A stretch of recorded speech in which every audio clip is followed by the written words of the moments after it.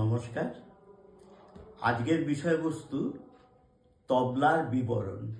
যারা প্রথম শিখবে তাদের কাছে এই তবলার বিবরণটা বিশেষ প্রয়োজনীয়। আচ্ছা, আমি প্রথম থেকে বলছি।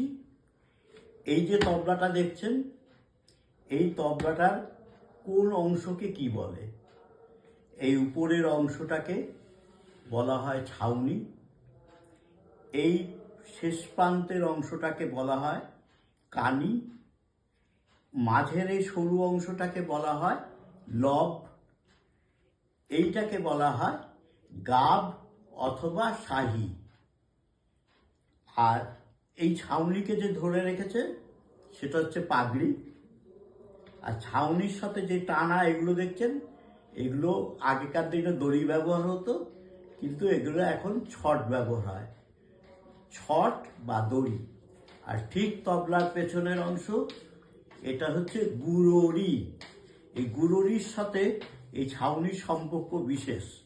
কারণ হচ্ছে ছাউনিকে টাইট করা বা ঢিলা করা সব কিছুই এই গুরুরি আর পাগড়ির মধ্যে হয়ে থাকে। ঠিক তেমনি বায়ের ক্ষেত্রেও তাই। আচ্ছা, আর একটা বিষয় বলি, তবলার এইগুলোকে বলা হয় গুলি। এটা দিয়ে ছটকে গুলির উপর তুলে তবলার সুরকে নিয়ন্ত্রণ করতে হয়। বায়ের ক্ষেত্রে ঠিক সমান, সুর, গাব, কানি, পাগড়ি, ছট বা দড়ি, আর এরও পেছনে আছে গুরুরি। ঠিক আছে? প্রথম যারা তবলা শিখবে তাদের ক্ষেত্রে এই জিনিসটা বিশেষ প্রযোজ্য।